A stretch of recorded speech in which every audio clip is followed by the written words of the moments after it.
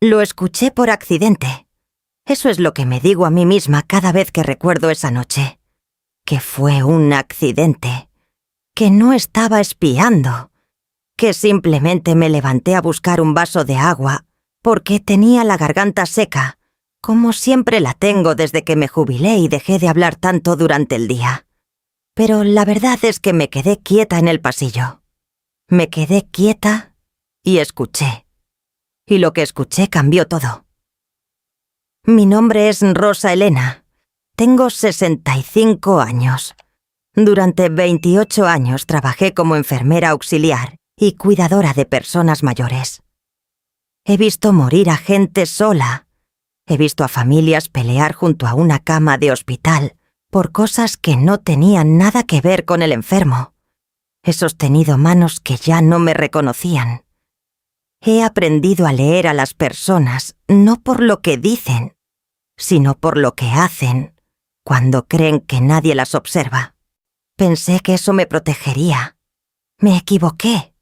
Todo comenzó 3 meses antes de esa noche. Mi hijo Rodrigo vino a visitarme un domingo. Trajo pan dulce, como cuando era niño, y eso ya me pareció raro. Rodrigo no trae pan dulce sin razón. Rodrigo no hace nada sin razón. Se sentó frente a mí, puso las manos sobre la mesa y dijo: «Mamá, ya no puedes seguir viviendo sola». Le dije que llevaba 4 años viviendo sola desde que murió tu padre y que me iba muy bien. «No es lo mismo de antes», dijo. «El vecindario cambió. Tú misma me dijiste que te caíste en el baño el mes pasado. Era cierto. Me había resbalado. No me había pasado nada. Solo un susto. Pero se lo había contado a él porque es mi hijo. Y uno le cuenta esas cosas a sus hijos. No sabía que iba a usarlo en mi contra. Valeria y yo hemos hablado mucho», continuó. «Tenemos el cuarto de visitas. Es grande. Tiene su propio baño. Estarías cómoda, mamá. Estarías acompañada. Valeria es su esposa. Llevan 8 años casados. Nunca hemos sido cercanas, pero tampoco hemos tenido problemas serios. O eso creía yo. Valeria es de esas personas que sonríen siempre, que dicen las cosas correctas en el momento correcto, y que nunca, nunca te miran directo a los ojos cuando hablan de dinero». Le dije a Rodrigo que lo iba a pensar. Lo pensé durante 2 semanas. Llamé a mi comadre Esperanza, que me conoce desde que teníamos 20 años. Le conté lo que Rodrigo me había propuesto. «¿Y tú qué sientes?», me preguntó ella. «Siento que no quiero ir», le dije. «Pero siento que si no voy a parecer una vieja terca que no acepta ayuda». «Rosa Elena», me dijo Esperanza despacio. «Tú llevas toda la vida cuidando a otros. Aprende a desconfiar cuando de repente todos quieren cuidarte a ti». No le hice caso. Ojalá le hubiera hecho caso. Me mudé un martes. Rodrigo fue con su camioneta. Cargamos mis cosas más importantes. Dejé el departamento cerrado, pero no lo entregué. Eso fue lo único inteligente que hice ese día. No entregar el departamento. Los primeros días fueron normales. Valeria me mostró el cuarto, que sí era grande y cómodo. Me dijo que podía usar la cocina cuando quisiera. Me dijo que me sentía como en mi casa. Rodrigo llegaba del trabajo. Cenábamos los 3, veíamos un poco de televisión. Parecía una familia, pero había algo, una tensión pequeña, casi invisible. Como cuando entras a un cuarto donde acaban de terminar una discusión. El aire todavía tiene algo adentro. Empecé a observar. Es un hábito de trabajo. Durante años tuve que leer el estado de un paciente con solo mirarlo 30 segundos. La respiración, la postura, los ojos. Uno aprende. Valeria me ofrecía té todas las mañanas. Siempre el mismo té, siempre con la misma sonrisa. Pero cuando creía que yo no miraba, revisaba su teléfono con una expresión que no era de tranquilidad. Era de cálculo. Rodrigo me preguntaba 2 veces por semana cómo me sentía. No como pregunta casual, como quien llena un formulario. ¿Dormiste bien, mamá? ¿Te duele algo? ¿Pudiste caminar bien hoy? Al principio pensé que era tensión. Después empecé a pensar que era otra cosa, pero aún no tenía nada concreto. Solo sensaciones. Y una mujer de mi edad, con mi historia, sabe que las sensaciones no son prueba de nada. La prueba llegó esa noche. Era miércoles, pasada la medianoche. Me desperté con la garganta seca y salí despacio del cuarto, descalza, sin encender la luz del pasillo porque no quería despertar a nadie. La cocina estaba al fondo, y para llegar había que pasar frente a la sala. Vi la luz del teléfono de Valeria, antes de escuchar su voz. Estaba sentada en el sillón de espaldas a mí, hablando en voz baja, muy baja. Pero en esa casa las paredes son delgadas, y yo tengo el oído entrenado, de años de trabajo nocturno. Me detuve. «Ya está aquí», decía Valeria. «Sí, se mudó la semana pasada». «No, todavía no. Hay que esperar. El médico tiene que hacer su parte. Yo ya le expliqué cómo está ella». «Sí, exacto. Si tenemos el diagnóstico, lo demás es más fácil». «No seas impaciente. Estas cosas toman tiempo». Me quedé fría. No del frío de la noche, del otro frío, el que sube desde adentro. Volví a mi cuarto sin hacer ruido. Me senté en la cama en la oscuridad y estuve así mucho tiempo, con el vaso vacío todavía en la mano. El médico tiene que hacer su parte. Si tenemos el diagnóstico, lo demás es más fácil. Yo sé lo que significa eso. Lo sé porque lo he visto. Lo he visto en familias que llegan al médico de un anciano con una historia ya preparada, con síntomas que ellos mismos describen porque el paciente no recuerda bien, con una urgencia detrás de los ojos que no tiene nada que ver con la salud del enfermo. Lo que Valeria estaba construyendo era un expediente que dijera que yo no estaba bien, que no podía tomar decisiones, que necesitaba tutela, y yo acababa de mudarme a su casa. Esa noche no dormí. Estuve acostada con los ojos abiertos, repasando cada conversación de las últimas semanas. La caída en el baño que le conté a Rodrigo. Las preguntas 2 veces por semana. El médico al que Rodrigo me había llevado, de rutina, 10 días después de mudarme. Un médico que yo no conocía, en una clínica que yo no conocía, donde me hicieron preguntas que en ese momento me parecieron normales, pero que ahora, en la oscuridad, tomaban otra forma. ¿Recuerda usted qué comió ayer? Tiene dificultad para encontrar las palabras a veces. ¿Se ha sentido confundida recientemente? Preguntas de evaluación cognitiva. Y yo las había respondido tranquilamente, sin sospechar nada, porque fui toda mi vida una mujer que confía en los médicos. Pero esa noche entendí que alguien le había dicho a ese médico qué preguntar. Me levanté cuando empezó a darse a aclarar. Fui al baño, me lavé la cara, me miré en el espejo. Tengo el pelo completamente blanco desde los 58. Tengo las manos de alguien que trabajó duro. Tengo los ojos de alguien que ha visto mucho. Me dije en voz baja, casi sin mover los labios. Rosa Elena, tú sabes lo que está pasando. La pregunta es, ¿qué vas a hacer? Y en ese momento escuché pasos en el pasillo. La puerta del cuarto se abrió despacio. Era Rodrigo. Rodrigo estaba en la puerta con cara de sueño. Tenía el pelo revuelto y los ojos entrecerrados. Llevaba la misma camiseta gris que usaba desde hace años. Por un segundo, solo por un segundo, lo vi como cuando tenía 12 años y se despertaba asustado por las tormentas. «Mamá, ¿estás bien?», preguntó. Vi luz por debajo de la puerta. «Sí», le dije. «No podía dormir. Ya me voy a ir a acostar».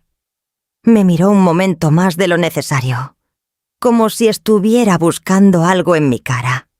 como si esperara ver confusión, o miedo, o algo que pudiera reportar después. Después asintió despacio. Dijo, «Buenas noches», en voz baja, y cerró la puerta. Me quedé sentada en la orilla de la cama con el vaso vacío todavía en la mano. Y tomé la decisión más importante que había tomado en años. Iba a actuar como si no supiera nada. Eso también lo aprendí en el trabajo. Cuando uno cuida enfermos, aprende que hay momentos en que la mejor estrategia no es reaccionar. Es observar. Es dejar que el otro se sienta seguro mientras tú recopilas información. Es esperar el momento exacto.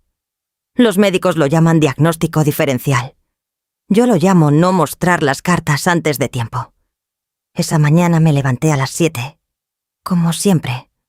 Me vestí, me peiné, fui a la cocina y preparé café. Cuando Valeria apareció media hora después, y yo estaba sentada en la mesa con mi taza, leyendo las noticias en mi teléfono, completamente tranquila. «Buenos días, Rosa Elena», dijo ella con su sonrisa de siempre. «Buenos días, Valeria», respondí yo con la mía. Ninguna de las dos sabía que acabábamos de empezar una guerra. Lo primero que hice fue llamar a Esperanza, pero no desde la casa. Salí a caminar después del desayuno, algo que ella hacía todas las mañanas para que no pareciera raro. Y cuando estuve a 2 cuadras, la llamé. Le conté todo. La conversación de Valeria, las preguntas del médico, la forma en que Rodrigo me miraba. Esperanza tardó un momento en responder. «Rosa Elena», dijo finalmente, «¿tú tienes tu departamento todavía?» «Sí. No lo entregué». «Bien, no lo entregues. ¿Y tus documentos? ¿Tu credencial, tu cartilla médica, tus papeles del banco?» Me detuve en la acera. Los había dejado en el cuarto, en la cajita de metal donde siempre los guardo. «Están en la casa de Rodrigo», dije. «Cuando puedas, sin que te vean, sácalos. Tráelos contigo cuando salgas a caminar. ¿Y Rosa Elena? ¿Tienes un abogado?» No tenía. Nunca había necesitado uno. «Yo conozco a alguien», dijo Esperanza. «Una mujer. Discreta. Buena. Te voy a pasar su número». Colgué y seguí caminando. El sol estaba empezando a calentar y los pájaros hacían ruido en los árboles de la calle. Era un día completamente normal. Y yo estaba planeando cómo salir de la trampa que mi propio hijo me había tendido.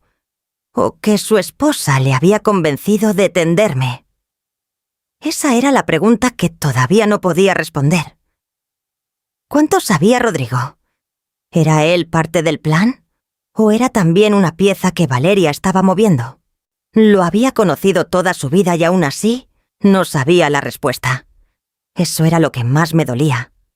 Los siguientes días los usé para observar con más cuidado. Tenía ventaja. Ellos no sabían que yo sabía. Para ellos yo era una señora mayor que tomaba su té por las mañanas, que salía a caminar, que veía televisión por las tardes. Una señora tranquila, un poco lenta quizás, fácil de manejar. Eso pensaban. Empecé a notar los patrones. Valeria hacía llamadas largas cuando Rodrigo no estaba, siempre en la sala, siempre con la televisión encendida para cubrir el sonido. Pero yo ya sabía dónde pararme en el pasillo para escuchar sin ser vista. No escuché todo, solo fragmentos, pero los fragmentos eran suficientes. Una tarde escuché un nombre, Doctor Fuentes. Otro día escuché una frase que se me quedó grabada. Ella misma no va a poder impugnarlo. No supe en ese momento a qué se refería exactamente, pero guardé las palabras. También empecé a revisar lo que tenía al alcance, sin moverme de mis límites, sin tocar nada de ellos. Solo mirando con los ojos de alguien que sabe leer un entorno. Vi que Valeria guardaba una carpeta azul en el cajón del escritorio de la sala. La vi sacarla 2 veces, revisar papeles, guardarla de nuevo. Nunca la dejaba abierta. Nunca la dejaba sobre la mesa. Vi que Rodrigo y Valeria dejaban de hablar cada vez que yo entraba hace un cuarto. No de manera obvia, solo una pausa pequeña, un cambio de tema suave.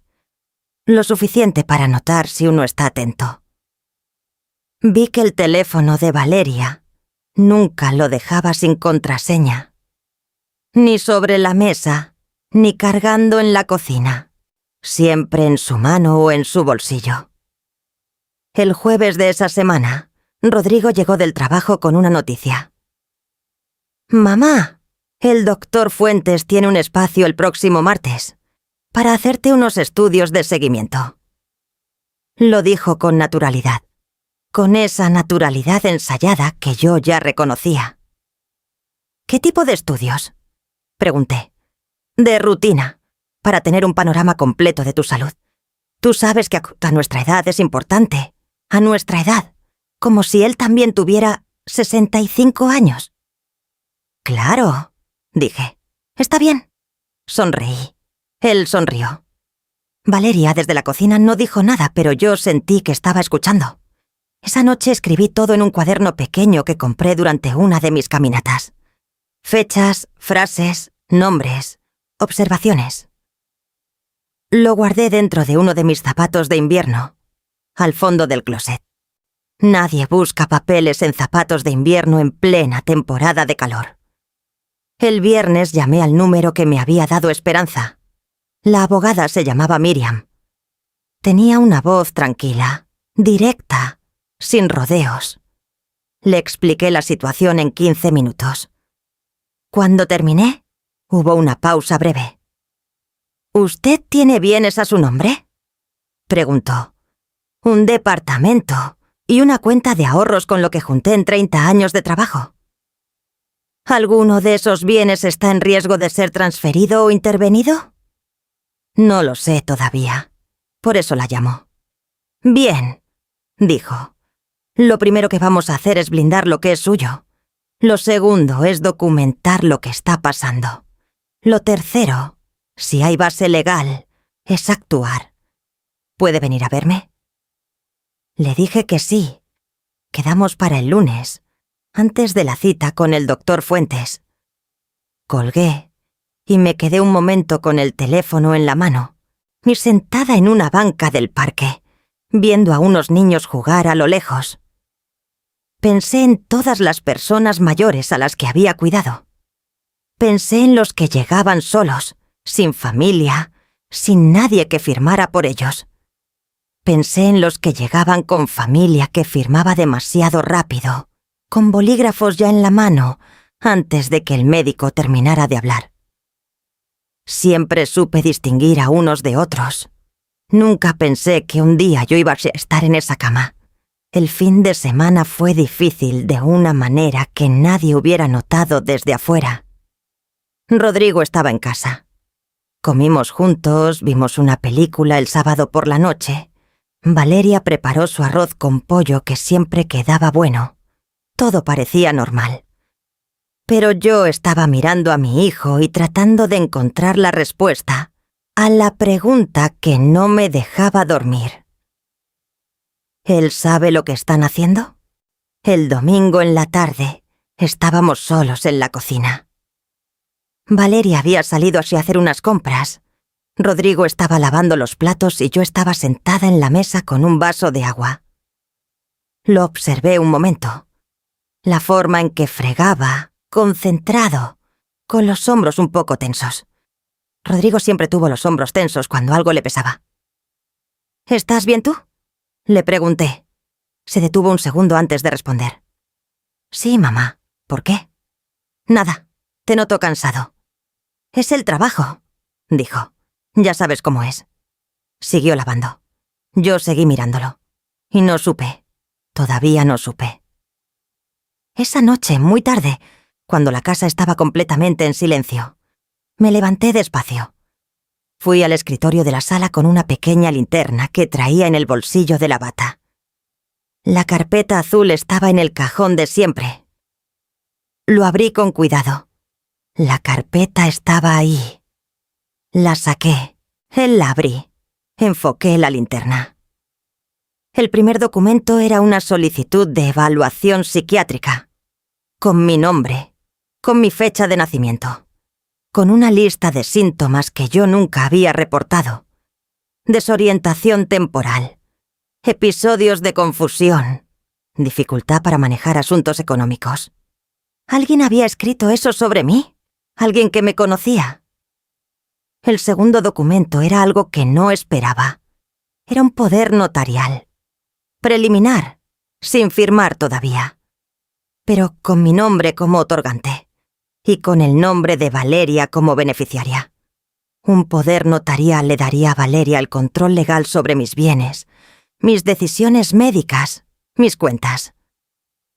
Mis manos temblaron un poco, solo un poco. Me las conozco bien y sé cuándo tiemblan de miedo y cuándo tiemblan de rabia. Esas veces temblaban de rabia. Saqué mi teléfono y fotografié cada página, uno por uno, con calma. Con la misma calma con que uno trabaja de madrugada en un hospital, cuando no hay tiempo para el miedo. Guardé la carpeta exactamente como estaba. Cerré el cajón. Volví a mi cuarto. Me senté en la cama con el teléfono en la mano, mirando las fotografías que acababa de tomar. Tenía pruebas. Tenía la cita con Miriam al día siguiente. Y tenía la cita con el doctor Fuentes el martes. Solo que el doctor Fuentes no iba a encontrar lo que Valeria esperaba que encontrara, porque yo no era la mujer confundida que ella había descrito en esos papeles. Era la mujer que acababa de fotografiar su plan completo en la oscuridad de su propia sala. Fui al baño, bebí agua, me miré al espejo. Lunes, me dije en voz baja. Mañana es lunes. Apagué la luz y me fui a la cama. A las 3 de la mañana escuché un sonido que me heló la sangre. El cajón del escritorio, abriéndose. No me moví. Eso fue lo primero que decidí. No moverme, quedarme acostada, respirar despacio, como alguien que duerme. Es una técnica que aprendí en los turnos nocturnos del hospital. Cuando uno trabaja de madrugada aprende a distinguir los ruidos de una casa. Aprende cuáles son normales y cuáles no. El sonido del cajón no era normal. Escuché pasos suaves, el crujido del piso de madera cerca del escritorio. Después silencio. Después el cajón cerrándose de nuevo, más despacio que cuando se abrió. Conté hasta 30, pasos alejándose. La puerta de la recámara de Rodrigo y Valeria cerrándose con cuidado. Seguí contando. Llegué a 200. La casa no volvió a hacer ruido. Me incorporé despacio. Encendí la pantalla del teléfono solo para ver la hora. Las 3:17. Revisé las fotografías que había tomado. Seguían ahí, todas.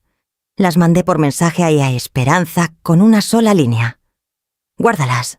No preguntes todavía. Después borré las fotos de mi teléfono. Si Valeria había revisado la carpeta, si había notado algo, si sospechaba que yo había estado ahí, lo último que necesitaba era que encontrara evidencia en mi propio teléfono. Me volví a acostar. No dormí. A las 7 me levanté como siempre. Me vestí como siempre. Fui a la cocina como siempre. Valeria ya estaba ahí. Me preparó el té con su sonrisa de siempre. Yo le di las gracias con la mía. Ninguna de las dos dijo nada fuera de lo ordinario. Pero algo había cambiado en sus ojos. Algo pequeño, casi imperceptible. Una vigilancia nueva. Como si ella también estuviera midiendo. Rodrigo bajó 20 minutos después. Desayunó rápido. Dijo que tenía una reunión temprano. Me dio un beso en la mejilla antes de salir, como hacía siempre. Lo sentí durar una fracción de segundo más de lo normal. Cuando escuché la camioneta alejarse, Valeria dijo: «Rosa Elena, hoy si quieres puedo llevarte a dar tu caminata. El clima está un poco raro y no me gustaría que salieras sola». La miré. Sonreía, completamente tranquila. completamente amable.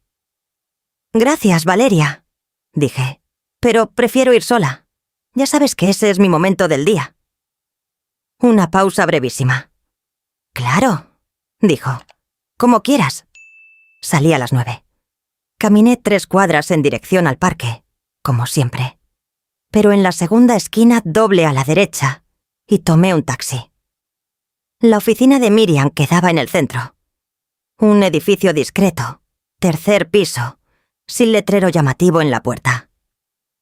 Ella misma me abrió. Era una mujer de unos 50 años. Pelo corto, lentes pequeños, manos firmes cuando me dio la mano. «Siéntese», dijo. «Cuénteme todo desde el principio». Le conté, esta vez con más detalle que por teléfono. Le hablé de la conversación que escuché esa primera noche, de las preguntas del médico, de la carpeta azul, del poder notarial sin firmar, de los síntomas que alguien había inventado y puesto en un papel con mi nombre. Miriam escuchaba sin interrumpir. Tomaba notas a mano, con una letra pequeña y ordenada. Cuando terminé, revisó sus notas un momento antes de hablar. «¿Las fotografías que le mandó a su amiga, las tiene disponibles?» Le mandé un mensaje a Esperanza. En 2 minutos, Esperanza se las reenvió directamente a Miriam. Miriam las revisó en silencio. Su expresión no cambió, pero vi que sus dedos se detuvieron sobre la pantalla cuando llegó al poder notarial. «Esto es serio», dijo finalmente. «No es inusual, lamentablemente, pero es serio». Levantó la vista hacia mí. «¿Su departamento sigue a su nombre?» «Sí». «¿Sus cuentas bancarias?» «Sí. Nunca he firmado nada que las involucre». «Bien. Lo primero que vamos a hacer hoy mismo es asegurarnos de que así siga. Voy a necesitar que firme una carta de instrucciones a su banco para que cualquier modificación a su cuenta requiera su presencia física y su firma verificada notarialmente. Eso bloquea cualquier intento de intervención remota o por poder». «¿Y el médico? La cita es mañana». Miriam cruzó las manos sobre el escritorio. «Vaya esa cita», dijo. La miré. «¿Vaya?» «Vaya. Pero no como la señora mayor que va a que le digan cómo está. Vaya como la profesional de salud que usted es. Lleve su propia historia clínica si la tiene. Responda todo con claridad y precisión. Y si el médico hace preguntas que no corresponden a un chequeo general, usted misma se las señale. Con educación, con nombres técnicos. Que quede claro desde el primer minuto que usted sabe exactamente qué tipo de evaluación le están haciendo y por qué». Sentí algo acomodarse adentro de mí, como cuando una venda que apretaba demasiado finalmente se afloja. «Usted trabajó 28 años en salud», continuó Miriam. «Esa es su mejor defensa. Úsela». Salí de su oficina con 2 documentos firmados, su número directo guardado en el teléfono y algo que no había sentido en semanas: claridad. Tomé el taxi de regreso, me bajé a 3 cuadras de la casa y caminé el resto, como si hubiera estado en el parque toda la mañana. Cuando entré, Valeria estaba doblando ropa en la sala. Me preguntó si había caminado bien. Le dije que sí, que el aire estaba fresco y que me había hecho bien. Me fui a mi cuarto y me senté en la cama. Saqué el cuaderno pequeño del zapato de invierno y anoté todo lo de la mañana. La conversación con Miriam, los documentos firmados, lo que tenía que hacer al día siguiente en la cita médica. Después guardé el cuaderno, me recosté un momento y cerré los ojos. Por primera vez en semanas, no sentí miedo. Sentí algo más parecido a un plan. La cita con el doctor Fuentes nacía a las 11 de la mañana. Rodrigo dijo que él me llevaría. Valeria dijo que también quería ir para acompañarme. Yo dije que claro, que cómo no. En el carro nadie habló mucho. Rodrigo manejaba. Valeria iba en el asiento de adelante. Yo iba atrás, con mi bolsa sobre las piernas, y o dentro de la cual llevaba una carpeta delgada con copias de mis últimos análisis de sangre, mi historial de presión arterial que yo misma había llevado durante años, y una hoja escrita a mano con mis medicamentos actuales, las dosis y las fechas desde cuando los tomaba. La hoja la había preparado la noche anterior, con letra clara, con términos médicos correctos. El consultorio del doctor Fuentes era moderno, silencioso, con plantas en la sala de espera y una recepcionista que sonrió demasiado cuando llegamos. Nos hicieron esperar 15 minutos. Valeria revisaba su teléfono. Rodrigo miraba el techo. Yo leía una revista sin leerla realmente. Cuando nos llamaron, los tres entramos juntos. El doctor Fuentes era un hombre de unos 45 años. Bien vestido, voz amable, escritorio ordenado. Me dio la mano y me preguntó cómo me sentía. Señaló la silla frente a él. Antes de que él pudiera hablar, saqué mi carpeta y la puse sobre su escritorio. Le traje mi historial reciente. Dije, análisis de los últimos 6 meses, control de presión, medicamentos actuales con dosis. Así no partimos de cero. El doctor Fuentes miró la carpeta. Después me miró a mí. Algo cruzó brevemente por su expresión. No supe exactamente qué era. Sorpresa, quizás. O recalibración. Muy bien, dijo. Muchas gracias, señora Rosa Elena. Rosa Elena trabajó muchos años en salud, dijo Valeria desde su silla, con una sonrisa suave. Por eso a veces se pone un poco técnica con estas cosas. La miré. Ella sostuvo mi mirada con su sonrisa intacta. 28 años como enfermera y cuidadora, dije dirigiéndome al médico. Así que entiendo bien los procedimientos. Y si hoy vamos a hacer algún tipo de evaluación cognitiva, me gustaría saber de antemano el protocolo que van a usar. El MoCA, el MMSE o algún otro instrumento estandarizado. Silencio. Rodrigo se movió en su silla. El doctor Fuentes me miró durante un segundo largo. Después miró a Valeria. Después volvió a mirarme a mí. Hoy la cita es principalmente para revisar sus análisis generales, dijo con un tono levemente diferente al de hace un momento. Y sí, tenía contemplado hacer una evaluación breve de memoria como parte del protocolo de rutina para pacientes mayores de 60. Perfecto, dije. Estoy lista. Y si me permite, me gustaría que quedara registrado en el expediente que asisto a esta cita en pleno uso de mis facultades, sin ningún síntoma de confusión ni desorientación, y que soy yo quien entrega voluntariamente mi historial clínico. ¿Puede anotar eso? El doctor Fuentes tomó su bolígrafo y anotó. La cita duró 40 minutos. Respondí cada pregunta con precisión. Cuando me preguntó si a veces me costaba encontrar las palabras, le dije que no, y agregué que ese síntoma en particular podía deberse a múltiples causas, desde fatiga hasta hipotiroidismo leve, y que si él consideraba relevante descartarlo, podíamos pedirlo en los próximos análisis de sangre. Lo dije con amabilidad, sin agresión, con la seguridad de alguien que conoce el tema. El médico fue anotando todo. Valeria no volvió a hablar durante el resto de la cita. Rodrigo tampoco. Cuando salimos, el sol estaba alto. Caminamos al carro en silencio. Rodrigo abrió la puerta trasera para mí, como siempre. Subí, puse la bolsa sobre mis piernas y miré por la ventana. Fue Valeria quien habló primero, cuando ya estábamos saliendo del estacionamiento. «Qué bien que te preparaste, Rosa Elena», dijo con esa voz suave que yo ya conocía demasiado bien. «Siempre tan organizada». «Es el hábito del trabajo», respondí. «Uno no lo pierde». Rodrigo no dijo nada, pero vi sus manos sobre el volante. Las tenía apretadas.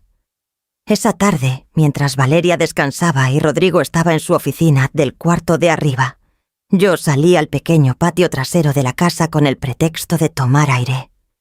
Me senté en una de las sillas de plástico blanco que había junto a la maceta grande. Saqué el teléfono y llamé a Miriam. Le conté cómo había ido la cita. Cada detalle. Cuando terminé, Miriam hizo una pausa corta. Hizo exactamente lo correcto, dijo. Ahora el expediente de ese médico va a reflejar una paciente lúcida, preparada, con historial propio. Si alguien intenta usar esa cita como base para una evaluación de incapacidad, van a encontrar resistencia desde adentro del mismo documento.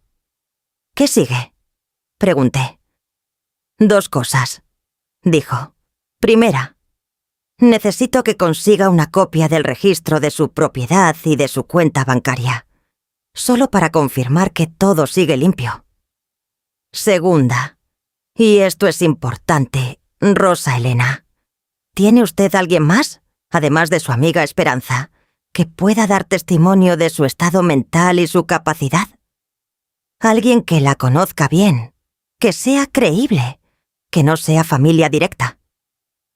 Pensé, y entonces recordé a alguien, una persona que me conocía desde hacía más de 20 años, una persona que había trabajado conmigo, que me había visto tomar decisiones difíciles en situaciones difíciles, y que podía decir con toda certeza quién era yo y de qué era capaz. La doctora Amparo Sandoval, mi supervisora durante 15 años en la clínica donde trabajé, retirada ahora, como yo, pero con su nombre y su firma todavía valiendo mucho. «Tengo a alguien», le dije a Miriam. «Bien», dijo ella. «Llámela esta semana». Colgué y me quedé sentada en el patio un momento más. El sol empezaba a bajar y las sombras de las plantas en la maceta se alargaban sobre el piso de cemento. Pensé en Rodrigo. Pensé en sus manos apretadas sobre el volante. Pensé que quizás, todavía había algo ahí. Alguna duda. Algún resquicio de ese hijo que me traía pan dulce los domingos y que se despertaba asustado con las tormentas. O quizás ya no quedaba nada de eso. Eso era lo que todavía no sabía. Y esa noche, justo cuando estaba por apagar la luz de mi cuarto, que sonó mi teléfono. Era un número que no reconocí. Lo contesté. «¿Rosa Elena?», dijo una voz de mujer, seria, directa. «Soy la doctora Sandoval». Esperanza me llamó. Me contó todo. Me senté despacio en la orilla de la cama. «Necesito que sepa algo», continuó la doctora Sandoval sin rodeos. «El doctor Fuentes estudió con un colega mío. Lo conozco. Y lo que usted me describe no es la primera vez que lo hace». El cuarto se sintió más pequeño de repente. «¿Qué está diciendo?», pregunté despacio. «Estoy diciendo que usted no es la primera, Rosa Elena». «¿Cuántas?», pregunté. Mi voz sonó más tranquila de lo que me sentía. Ese también es un hábito del trabajo. Cuando una noticia es grave, la voz se aplana sola. Es el cuerpo protegiéndose. «Que yo sepa, 3 casos en los últimos 4 años», dijo la doctora Sandoval. «Mujeres mayores, solas o casi solas, con bienes a su nombre. El patrón es siempre parecido. Alguien de la familia las lleva con Fuentes. Fuentes hace una evaluación que queda redactada de manera ambigua. Suficientemente ambigua como para que un juez, si alguien lo solicita, pueda interpretarla como señal de deterioro cognitivo». «¿Y qué pasó con esas 3 mujeres?» Una pausa. Una firmó el poder notarial antes de entender lo que estaba firmando. Otra terminó en una residencia de adultos mayores que su hijo eligió y pagó con el dinero de ella. La tercera tuvo suerte. Tuvo una hija que vivía en otro país y que llegó a tiempo. Cerré los ojos un momento. «¿Tiene usted manera de documentar esto?», pregunté. «Tengo nombres, tengo fechas. Tengo una carta que escribí hace 2 años a la Junta Médica y que nunca recibió respuesta formal. Su voz se endureció levemente. Rosa Elena, cuando Esperanza me llamó esta tarde, entendí que esto no podía seguir esperando. ¿Tiene abogada? Sí, se llama Miriam. Bien, quiero hablar con ella, esta semana si es posible. Le voy a dar su número ahora mismo. Una cosa más, dijo la doctora Sandoval, antes de que yo pudiera seguir. Lo que usted hizo hoy en esa consulta, llegar preparada, con su historial, usando los términos correctos, dejando registro de su estado. Eso fue exactamente lo correcto. Fuentes no va a poder usar esa cita de la manera en que planeaba. Usted le quitó el piso. Lo aprendí de usted, le dije. Hubo un silencio breve, cálido. Cuídese, dijo, y no bajé la guardia. Colgué. Me quedé sentada en la oscuridad del cuarto con el teléfono sobre las piernas. Afuera la casa estaba en silencio. Solo se escuchaba el sonido del ventilador de techo girando despacio. 3 mujeres antes que yo. Una había perdido su dinero, otra había perdido su casa. La tercera había tenido suerte. Yo no iba a depender de la suerte. A la mañana siguiente actué con rapidez. Esperé a que Rodrigo saliera al trabajo y a que Valeria se metiera a bañar. Entré a mi cuarto, saqué el cuaderno del zapato, revisé mi lista. Tenía que hacer 3 cosas ese día. 3 cosas concretas, en orden. Primera, ir al banco. Segunda, llamar a la administradora de mi edificio para confirmar el estado del departamento.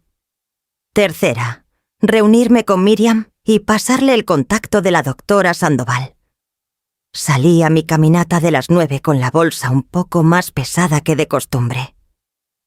Llevaba mi credencial, mi libreta bancaria, no una copia del contrato de mi departamento que guardaba en el fondo de mi maleta desde el día que me mudé, y el cuaderno con todo lo que había documentado. El banco primero. Hablé con la ejecutiva de cuenta, una mujer joven con el pelo recogido que me atendió sin hacerme esperar. Le expliqué que quería poner una restricción adicional a mi cuenta, que cualquier cambio de beneficiario, cualquier apertura de cuenta conjunta, cualquier modificación al perfil, requiriera mi presencia física con identificación y una segunda verificación. Me miró con una expresión que no era sorpresa, sino reconocimiento, como si no fuera la primera vez que escuchaba algo así. ¿Alguna situación específica que deba saber?, preguntó en voz baja. Precaución, dije simplemente. Asintió. Procesó todo en 15 minutos. Me dio un comprobante. Lo guardé en el fondo de la bolsa, detrás de la libreta. De ahí llamé a la administradora del edificio. Le dije que seguía siendo inquilina, que el departamento seguía siendo mío, que no había ningún cambio en mi situación. Ella me confirmó que todo estaba igual, que el contrato vigente tenía mi nombre, que no había habido ninguna solicitud de modificación. Bien, después fui a ver a Miriam. Le conté lo de la doctora Sandoval. Le di el número. Miriam lo anotó con esa letra pequeña y ordenada que ya me era familiar. Esto cambia el panorama, dijo. Si la doctora Sandoval puede documentar un patrón de conducta del doctor Fuentes con otras pacientes, tenemos base para algo más que una defensa. Tenemos base para una denuncia formal. ¿Eso no es arriesgado para ella? Ella ya intentó hacer una denuncia hace 2 años. Lo que necesita ahora es que alguien la respalde con un caso concreto, documentado, activo. Miriam me miró. Usted es ese caso, Rosa Elena. Me tomó un momento procesar eso. No el significado legal, el peso personal. Yo, que había pasado toda la vida cuidando a otros. Yo, que había aprendido a hacerme pequeña para no molestar, para no dar trabajo, para no ser una carga. Yo, a los 65 años, Iba a ser el caso que quizás protegería otras mujeres después de mí. «De acuerdo», dije. «Hay algo más que necesito pedirle», dijo Miriam. «Y quiero que lo piense bien antes de responder. No tiene que decidir hoy. Dígame, va a llegar un momento en que tengamos que hablar con su hijo». El aire en la oficina se sintió diferente. «No para confrontarlo», continuó Miriam, «sino para entender su nivel de participación. No hay una diferencia legal y moral entre un hijo que diseñó este plan y un hijo que fue manipulado para ejecutarlo. Esa diferencia importa, para el caso. Y probablemente para usted también». La miré sin decir nada por un momento. «¿Cómo se determina eso?» «Con una conversación. Una conversación en la que usted le diga la verdad sobre lo que sabe. Y observe su reacción. ¿Y si su reacción me confirma que sí lo sabía?» Miriam no desvió la mirada. «Entonces seguimos adelante con todo el peso de la ley sobre los dos». Salí de la oficina de Miriam con más cosas en la cabeza de las que entré. Caminé despacio de regreso hacia la casa, tomando la ruta más larga, la que pasaba por el parque con los árboles viejos y las bancas de madera. Me senté en una banca, saqué el teléfono y llamé a Esperanza. «¿Cómo estás?», me preguntó, antes de que yo dijera nada. «Estoy bien», le dije. «Estoy bien de verdad, no de las otras veces que decía que estaba bien». Ella se rió un poco. Yo también. «Esperanza, ¿tú crees que Rodrigo sabe?» Un silencio largo. «Rosa Elena, yo a Rodrigo lo conozco desde que tenía 8 años. Lo vi crecer. Lo vi casarse». Pausa. «Y lo he visto estos últimos años cambiar de una manera que no me gusta. Pero cambiar no es lo mismo que ser malo. A veces la gente cambia porque alguien la va cambiando despacio, sin que se den cuenta». «¿Eso es lo que crees que pasó?» «Creo que Valeria es muy inteligente», dijo Esperanza. «Y creo que los hombres inteligentes a veces son los más fáciles de manipular, porque están muy seguros de que ellos no se dejan manipular». Me quedé pensando en eso. «¿Y tú qué vas a ir a hacer?», preguntó Esperanza. «Voy a ir a hablar con él», dije. «Pero primero necesito estar segura de que tengo todo protegido. Que cuando esa conversación ocurra, ya no puedan quitarme nada aunque quieran». «¿Cuándo crees que eso vas a estar listo?» «Pronto».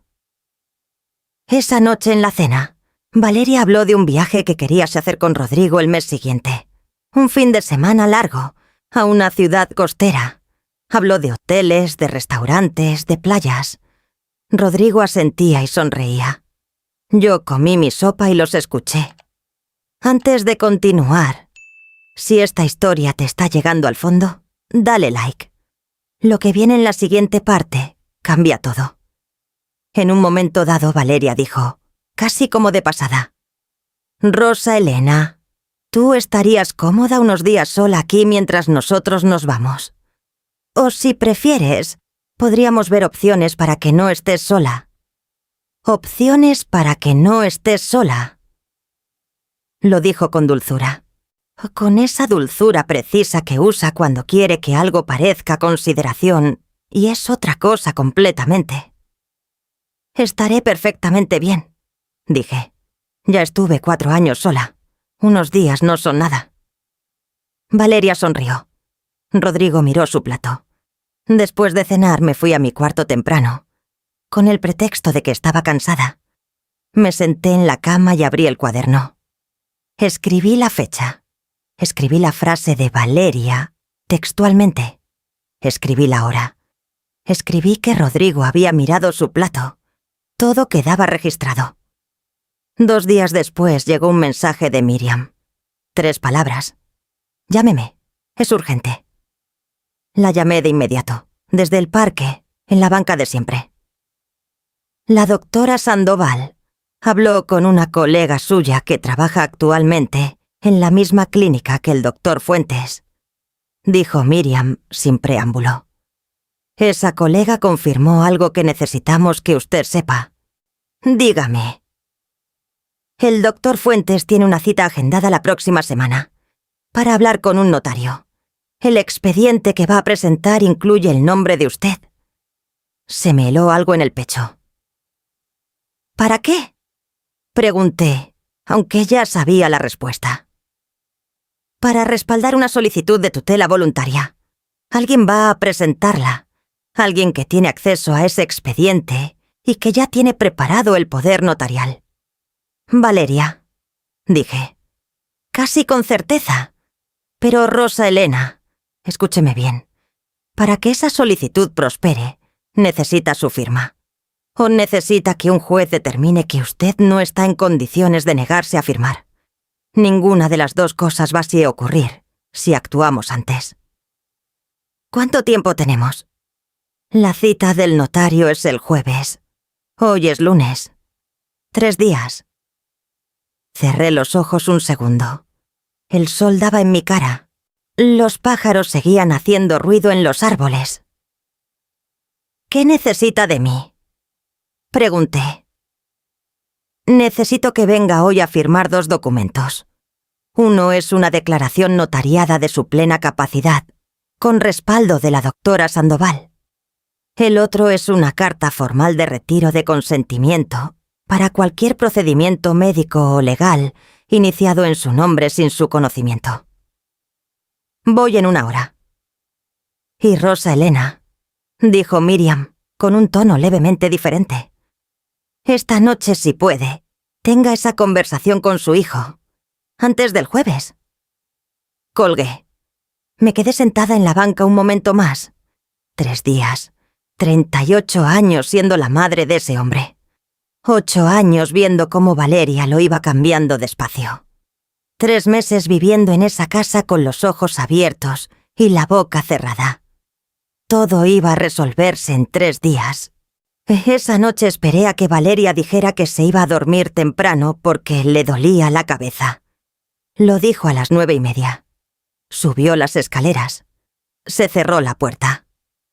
Rodrigo se quedó en la sala viendo televisión. Me senté a su lado.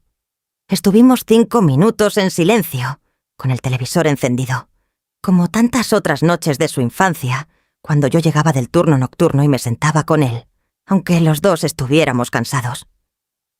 Apagué el televisor. Rodrigo me miró. «Mamá, ¿qué...?» «Rodrigo», dije, «necesito que me mires y que me escuches. No como hijo que se preocupa por su mamá. Como hombre, como adulto. ¿Puedes hacer eso?» Algo cruzó por su cara. No supe exactamente qué. Miedo, quizás. O alivio. A veces los dos se parecen. «Sí», dijo. Respiré. «Sé lo que está pasando en esta casa», dije. El silencio que siguió fue el más largo que he vivido en mucho tiempo. Y entonces Rodrigo abrió la boca. Rodrigo abrió la boca y la volvió a cerrar. Lo vi hacer eso 2 veces, como un hombre que tiene varias respuestas preparadas y no sabe cuál usar. Como alguien que ensayó este momento pero no esperaba que llegara así, un lunes por la noche, con su madre sentada a su lado en el sofá, apagando el televisor sin aviso. Finalmente dijo: «¿Qué es lo que crees que sabes?» «No, ¿de qué hablas?» «No, mamá, estás confundida». Sino, ¿qué es lo que crees que sabes? Esa pregunta sola me dijo mucho. «Sé que hay una carpeta azul en el cajón del escritorio de la sala», dije. «Sé que adentro hay una evaluación médica con síntomas que yo nunca he tenido. Sé que hay un poder notarial con mi nombre como otorgante y el nombre de Valeria como beneficiaria. O sé que el doctor Fuentes tiene una cita con un notario el jueves de esta semana. Y sé que no soy la primera mujer a la que le hacen esto». Rodrigo no se movió. Su cara era una máscara. Esa máscara que los hijos aprenden a ponerles a sus madres cuando no quieren que las madres lean lo que están pensando. Pero yo lo había cambiado de pañales. Lo había visto con varicela y con el corazón roto, y con miedo escénico, antes de su primera obra de teatro en la escuela. Conozco cada versión de esa cara, y lo que vi debajo de la máscara no era malicia, era vergüenza. «Rodrigo», dije más despacio, «necesito que me digas una sola cosa, una sola. ¿Tú sabías lo que iba a pasarme cuando me trajiste aquí?» Un silencio largo. Muy largo. «No al principio», dijo finalmente. Algo en mi pecho se aflojó y se apretó al mismo tiempo. «Explícame», dije. Se recostó hacia atrás en el sofá. Se pasó la mano por la cara. Cuando volvió a mirarme tenía los ojos brillantes, no de llanto todavía, sino de esa presión que precede al llanto cuando un hombre lleva mucho tiempo sin permitírselo. «Valeria me dijo que estaba preocupada por ti», empezó. «Que te había notado olvidadiza. Que la caída en el baño era una señal. Que a su abuela le había pasado lo mismo y que si no actuaban a tiempo...» Se detuvo. «Me dijo que solo quería asegurarse de que estuvieras bien, que el médico era para eso, para descartar cosas». «¿Y la carpeta?», pregunté. «¿El poder notarial?». Rodrigo cerró los ojos. «Eso no lo sabía», dijo. «Te lo juro, mamá, eso no lo sabía». Lo miré durante varios segundos. Busqué la mentira. La busqué con todo lo que sé sobre leer personas, con 28 años de oficio, con 65 años de vida. No la encontré. Lo que encontré fue algo más complicado que una mentira. Un hombre que había querido creer lo que su esposa le decía, porque era más fácil que ver lo que realmente estaba pasando. Un hombre que había confundido la gestión con el cuidado, que había dejado que otra persona tomara decisiones que él debería haber cuestionado. No era inocente, pero tampoco era el arquitecto de todo esto. «¿Sabes cuántas mujeres han pasado por esto antes que yo?», le pregunté. «Con ese mismo médico, con ese mismo patrón». Me miró. 3, dije. «Que se sepa». Vi el momento exacto en que eso lo golpeó. No como información abstracta, sino como realidad concreta. Su madre. 3 mujeres antes. Un sistema. «Dios mío», dijo en voz baja. «El jueves», dije. «Valeria va a intentar presentar una solicitud de tutela con ese expediente médico como respaldo. Si eso ocurre, yo pierdo el control legal sobre mis bienes, mis decisiones, mi vida». Hice una pausa. «Eso no va a ocurrir. Tengo abogada, tengo documentación, tengo testigos. Pero necesito saber si tú estás de mi lado o del lado de ella». Rodrigo me miró con una expresión que nunca le había visto. No de hijo, de hombre enfrentando algo que no puede resolver con buenas intenciones. «Siempre he estado de tu lado, mamá», dijo. «Entonces demuéstralo», dije. «No con palabras, con lo que hagas mañana». Me levanté del sofá, tomé mi vaso de agua de la mesa. Fui hacia el pasillo. «Mamá», dijo Rodrigo. Me detuve, pero no me giré. «Lo siento», dijo. «Ya sé que lo sientes», respondí, sin voltear. «Eso no cambia lo que pasó, pero puede cambiar lo que pasa después». Subí a mi cuarto. Cerré la puerta con cuidado, sin golpear. Me senté en la orilla de la cama y me quedé en silencio durante un buen rato. No lloré. Quiero ser honesta sobre eso. No lloré esa noche. No porque no doliera, sino porque el dolor era de un tipo que no sale por los ojos. Es el dolor de ver a tu hijo claramente, sin la niebla del amor ciego, y tener que decidir qué hacer con lo que ves. Lo que vi era un hombre que no era malvado, que era débil, que había elegido la comodidad sobre la verdad durante demasiado tiempo, que había dejado que su esposa construyera algo terrible a su lado sin hacer las preguntas correctas. Eso no lo hacía inocente, pero tampoco lo hacía mi enemigo. Abrí el cuaderno y escribí todo lo que habíamos hablado, textualmente, en la medida en que pude recordarlo. Fecha, más hora, frases exactas. Guardé el cuaderno en el zapato de invierno como siempre. Después apagué la luz. A las 7 de la mañana siguiente el teléfono vibró en la mesita de noche. Era un mensaje de Miriam. La doctora Sandoval presentó ayer su denuncia formal ante la Junta Médica, con 3 casos documentados. El nombre de fuentes ya está en revisión. Necesito verla hoy. Me vestí rápido.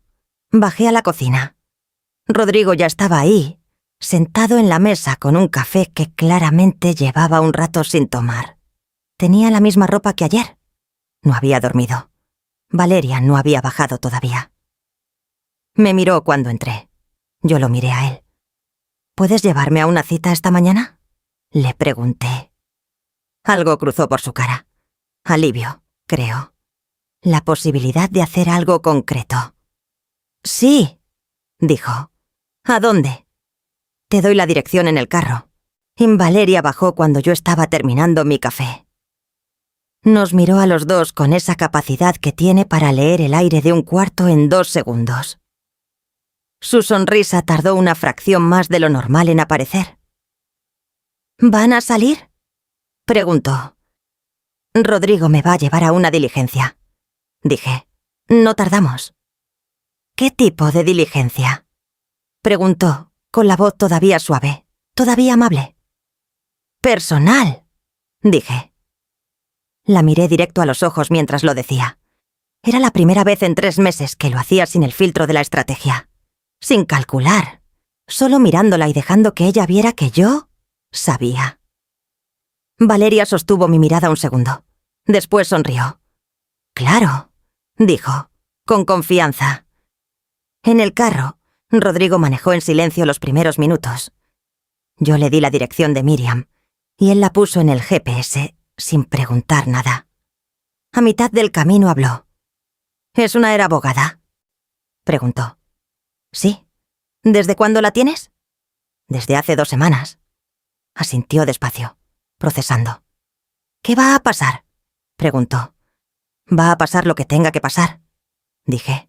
Pero ya no va a pasarme a mí encima. Eso es lo que va a cambiar.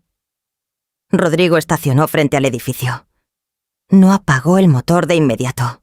Se quedó con las manos en el volante, mirando hacia adelante. Miriam me va a necesitar a mí también en algún momento, dije. Para entender qué sabías y qué no sabías. Para separar tu responsabilidad de la de ella. Hice una pausa. Cuando eso ocurra, necesito que digas la verdad. Todo, sin protegerla. Rodrigo no respondió de inmediato. Si digo todo, dijo finalmente. Valeria. Rodrigo. Lo interrumpí despacio. Valeria estaba construyendo algo para quitarme lo que es mío, lo que trabajé 30 años para tener, lo que necesito para vivir el resto de mi vida con dignidad. Lo miré. Eso tiene consecuencias. Para ella. Las consecuencias que ella misma eligió cuando empezó a hacerlo. Su mandíbula se tensó. ¿Y nosotros?, preguntó en voz baja. ¿Tú y yo? Era la pregunta más honesta que me había hecho en meses. Quizás en años. No lo sé todavía, dije. Eso depende de lo que hagas en los próximos días. No de lo que digas. De lo que hagas. Bajé del carro y entré al edificio. La reunión con Miriam duró casi 2 horas. Estaban ella, yo y la doctora Sandoval, que había venido en persona. Era una mujer mayor que yo, pelo completamente blanco recogido hacia atrás, una postura que decía que había pasado 40 años de pie en hospitales y que eso no se va aunque uno se jubile. Cuando me vio entrar se levantó y me dio un abrazo. No dijo nada, solo me abrazó. A veces eso es suficiente. Miriam expuso el plan con claridad y sin rodeos. La declaración notariada de mi capacidad ya estaba lista con la firma de la doctora Sandoval como testigo profesional. La denuncia ante la Junta Médica ya estaba presentada. Lo que faltaba era una denuncia paralela ante el Ministerio Público por tentativa de fraude patrimonial, que requería mi firma y mi testimonio formal. «Si firmamos hoy», dijo Miriam, «el expediente queda activo antes de la cita del notario del jueves. Eso significa que cualquier documento que Valeria intente presentar ese día va a encontrar un proceso legal ya abierto que lo contradice. El notario, si actúa con ética, va a detener el trámite». «¿Y si no actúa con ética?», pregunté. «Entonces tenemos registrado exactamente qué intentó hacer y cuándo. Y eso también es evidencia. Y firmé. Firmé con la misma mano que había sostenido las manos de moribundos. Con la misma mano que había puesto inyecciones a medianoche y tomado pulsos en la oscuridad y firmado decenas de hojas de turno durante 28 años. Firmé. Y no tembló». Después de la reunión, Miriam me detuvo un momento cuando la doctora Sandoval salió al baño. «Rosa Elena, ¿hay algo que debe prepararse para enfrentar?», dijo. «Cuando Valeria sepa que esto está activo, va a reaccionar. No sé cómo. Puede que intente hablar con usted. Puede que intente hablar con Rodrigo para que la convenza de retirar todo. Puede que se ponga agresiva. Cada persona reacciona diferente cuando siente que perdió el control». «Estoy preparada», dije. «¿Tiene a dónde ir si necesita salir de esa casa antes de lo planeado?». «Tengo mi departamento». «¿Está en condiciones de habitarlo?». «Sí, nunca entregué las llaves». Miriam asintió con algo que se parecía a la aprobación. «Una última cosa», dijo. «Su hijo. ¿Va a cooperar?». «Creo que sí», dije. «Pero no lo sé con certeza todavía. Si coopera, eso beneficia al caso. Si no coopera», hizo una pausa, «el caso sigue igual. Solo cambia para él». Rodrigo me esperaba en el carro. Cuando subí me preguntó cómo había ido. Le dije que bien. Le dije que el proceso estaba en marcha. Le dije que el jueves iba a ser un día importante. Me miró de una manera que no le había visto antes. «Mamá», dijo, «cuando esto termine, cuando todo esto termine, podemos hablar de verdad, tú y yo, sin abogadas, sin documentos, sin nada de esto». Lo miré. «Sí», dije, «podemos hablar». Pero los dos sabíamos que esa conversación todavía estaba muy lejos. Esa tarde, de regreso en la casa, Valeria se comportó exactamente igual que siempre. Preparó la comida, puso la mesa, preguntó cómo había estado mi mañana. Yo respondí con la misma tranquilidad de siempre. Pero algo había cambiado en el ambiente, como antes de una tormenta. Cuando el aire se queda quieto de una manera que no es calma. Después de comer, mientras Rodrigo recogía los platos, Valeria se sentó frente a mí en la mesa y dijo con una voz completamente distinta a la de siempre: «Rosa Elena, quiero que hablemos». No era pregunta, era declaración. La miré. Su sonrisa había desaparecido. Por primera vez en 3 meses, Valeria no sonreía. Y sin esa sonrisa, su cara era completamente diferente. «Claro», dije, «hablemos». Rodrigo se detuvo junto al fregadero con un plato en la mano. Valeria puso los codos sobre la mesa y me miró directo a los ojos. «Sé que estuviste en el cajón del escritorio», dijo. El comedor se quedó completamente en silencio. No aparté la mirada. Eso fue lo primero que decidí, en el segundo, en que Valeria terminó de hablar. No apartar la mirada. No bajar los ojos. No hacer lo que había hecho durante 3 meses, que era actuar como si no supiera nada. Ese tiempo había terminado. «Sí», dije. Estuve en el cajón. Valeria no se movió. Me miraba con esa intensidad nueva, sin la sonrisa, sin la amabilidad de utilería que había usado conmigo desde el primer día. Era como ver una pintura quitarle el barniz. Debajo había algo más duro y más frío. «¿Y qué encontraste?», preguntó. «Lo que tú ya sabes que encontré». Rodrigo dejó el plato en el fregadero con un sonido seco.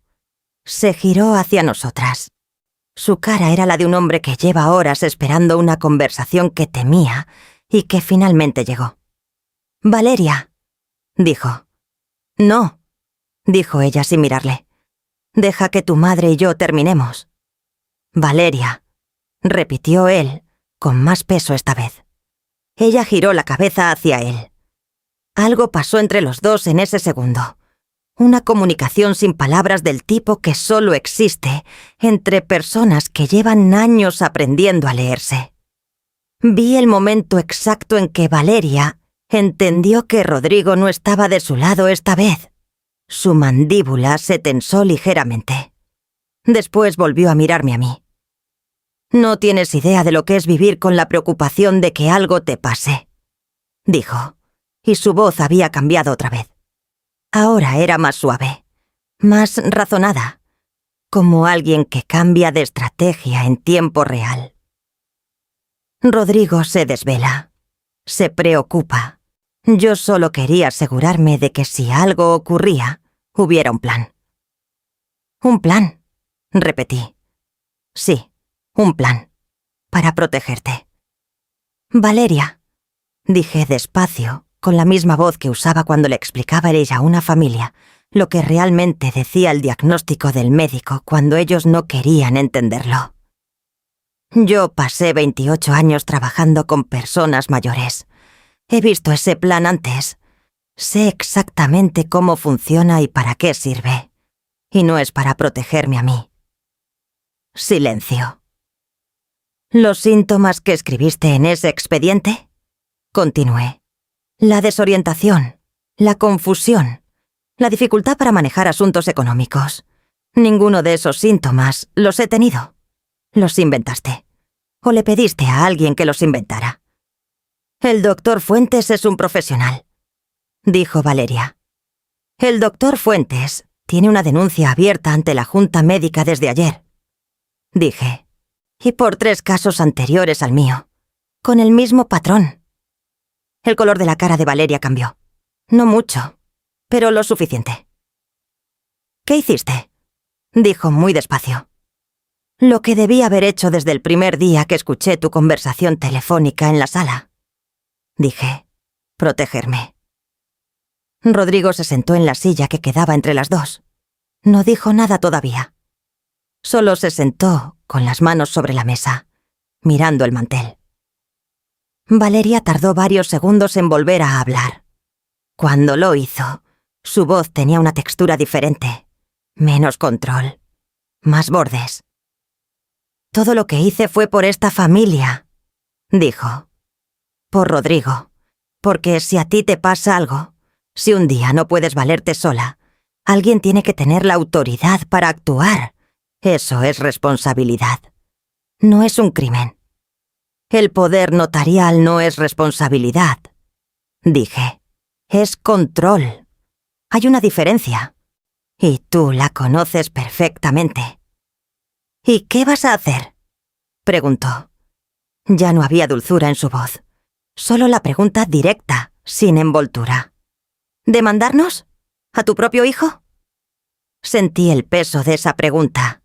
Estaba diseñada para doler, para hacer que yo midiera el costo humano de seguir adelante, para que en ese momento eligiera entre la justicia y la paz familiar. Era una pregunta que Valeria ni había calculado bien. Lo que no había calculado es que yo llevaba semanas preparándome para responderla. «Lo que voy a hacer», dije, «ya está en marcha. El proceso legal existe independientemente de lo que yo decida hacer esta noche. Lo que decidas tú en las próximas horas puede cambiar el resultado para ti, pero no puede deshacer lo que ya está hecho».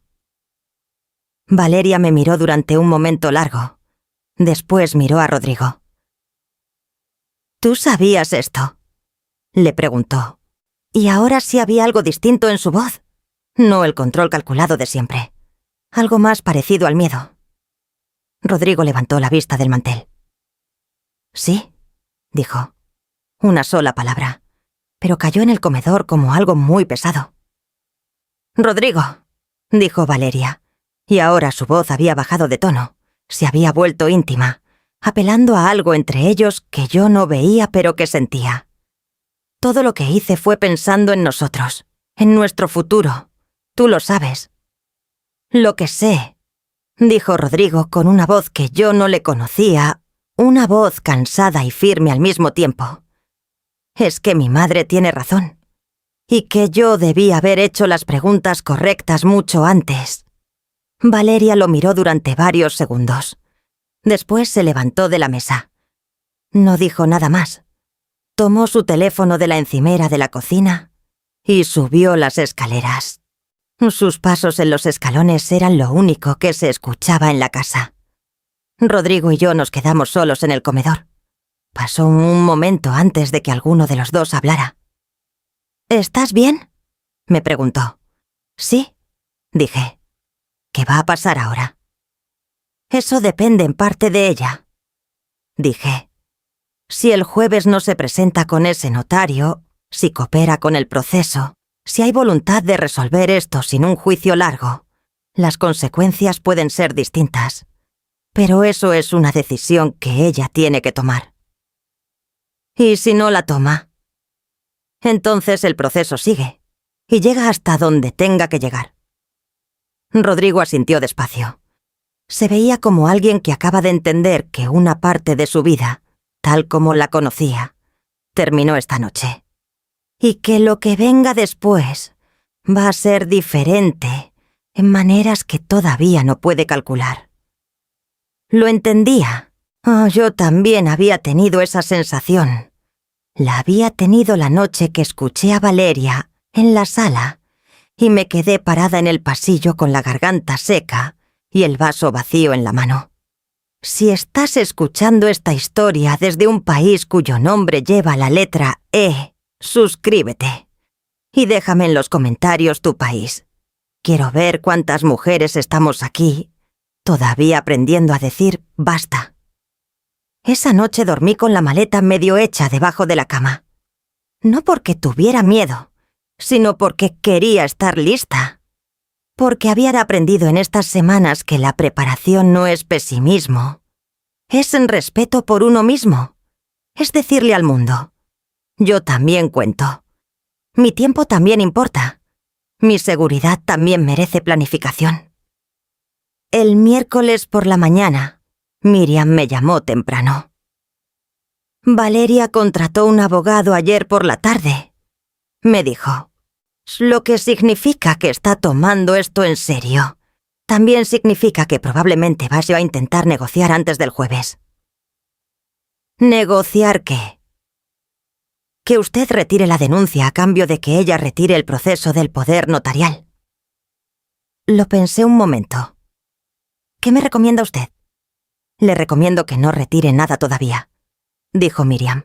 «La denuncia no es solo por usted, es por las 3 mujeres anteriores, y por las que vendrían después, si esto no se documenta formalmente».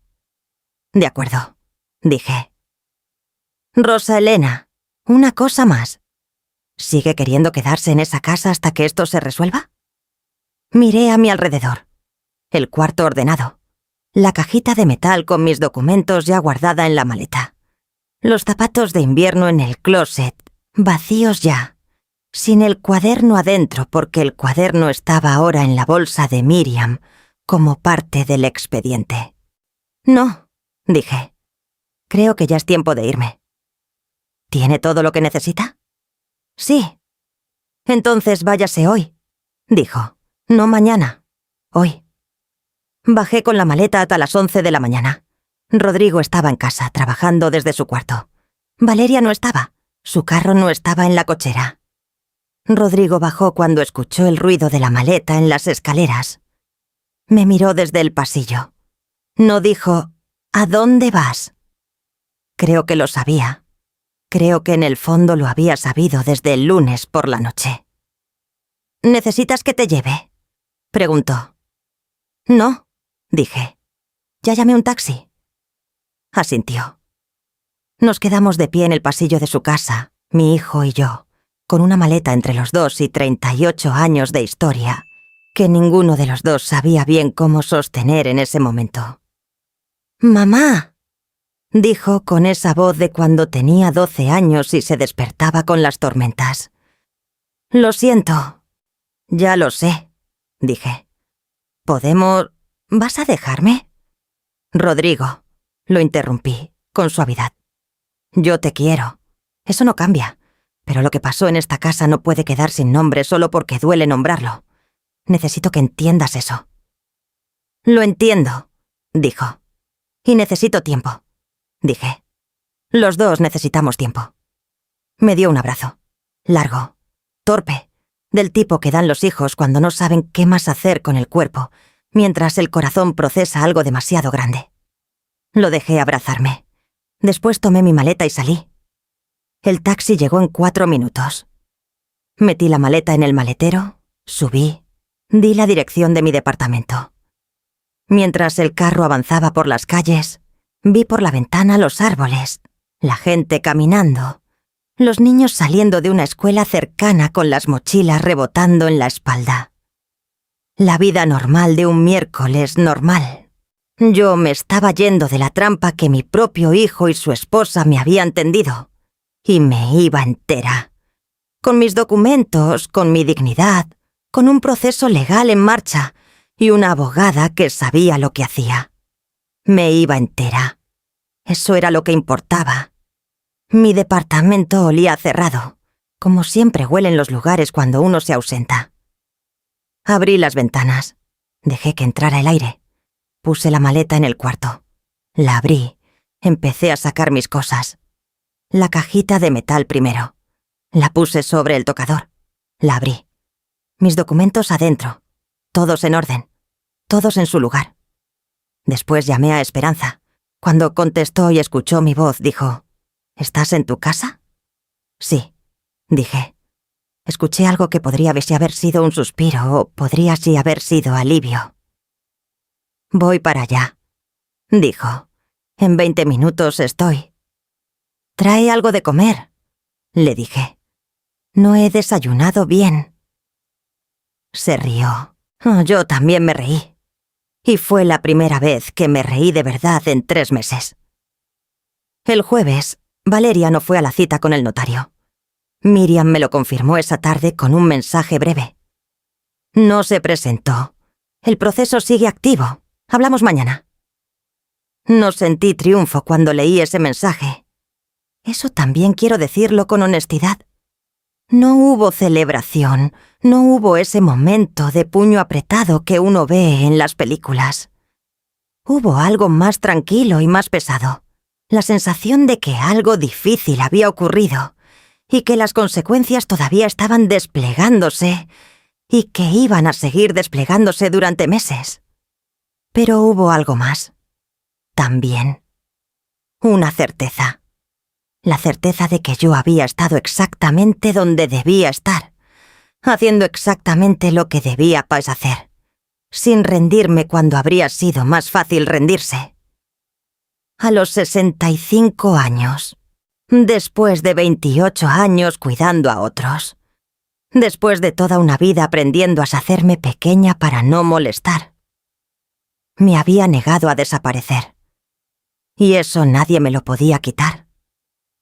3 semanas después de que me fui de la casa de Rodrigo, el abogado de Valeria contactó a Miriam con una propuesta de acuerdo. Valeria estaba dispuesta a firmar un documento de renuncia a cualquier reclamación sobre mis bienes, a reconocer que el poder notarial nunca debió haberse preparado, y a cooperar parcialmente con la investigación sobre el doctor Fuentes, a cambio de que yo retirara la parte de la denuncia que la involucraba directamente a ella. Miriam me lo presentó sin recomendación. Solo los hechos, las implicaciones, las opciones. Lo pensé durante 2 días. No lo decidí sola. Hablé con Esperanza, hablé con la doctora Sandoval, hablé con Rodrigo, que me llamó una tarde y fue más honesto de lo que había sido en años, sin Valeria al lado, sin el peso de esa dinámica encima. Al final tomé mi decisión. Acepté el acuerdo con una condición: que Valeria declarara formalmente ante la Junta Médica sobre su relación con el doctor Fuentes. Que su testimonio quedara registrado, no para destruirla, sino porque sin ese testimonio, el expediente contra Fuentes tenía menos peso, y Fuentes era el problema mayor. Fuentes era el que iba a seguir haciéndole esto a otras mujeres si nadie ponía su nombre en un papel oficial. Valeria aceptó. No sé qué pasó entre Rodrigo y Valeria después de todo esto. Sé que todavía viven juntos. Sé que Rodrigo me llama los domingos, sin pan dulce, pero con la voz de alguien que está tratando de encontrar el camino de regreso a algo que dañó. No sé si ese camino existe todavía. No sé si yo tengo la energía de construirlo con él. Lo que sé es que tengo tiempo para decidirlo. Porque sigo siendo yo quien decide. El doctor Fuentes perdió su licencia 6 meses después. La Junta Médica determinó conducta antiética en 3 casos documentados. Cuando leí la noticia en el teléfono, estaba sentada en el pequeño balcón de mi departamento con una taza de café, viendo la calle de abajo. La guardé en mi memoria junto con todas las cosas que uno guarda cuando algo importante finalmente se resuelve. Pensé en las 3 mujeres que vinieron antes que yo. La que perdió su dinero, la que perdió su casa, la que tuvo suerte porque su hija llegó a tiempo. Quería que supieran que alguien había llegado después de ellas, que lo que les pasó a ellas había servido para algo, que sus historias, aunque nunca las conocí, habían sido parte de lo que me protegió a mí. A veces la justicia llega tarde, a veces llega incompleta, a veces deja cicatrices que no desaparecen, aunque la herida haya cerrado, pero llega. Y a nuestra edad, a esta edad en que el mundo a veces nos mira como si ya hubiéramos terminado, como si lo que nos queda de vida fuera solo espera, hay algo profundamente necesario en pararse y decir: no, todavía no, todavía estoy aquí. Todavía soy yo quien firma, quien decide, quien elige. Todavía soy yo. Me llamo Rosa Elena. Tengo 65 años. Trabajé 28 años cuidando a otros. Y cuando llegó el momento, también supe cuidarme a mí misma. Si esta historia te tocó, si reconociste en ella algo que viste o viviste o temiste, déjamelo en los comentarios. Necesito saber que no estoy hablando sola. Y si todavía no te has suscrito, hazlo ahora. Cada semana hay una historia nueva. Una historia de mujeres que no se rindieron. Como tú. Como yo.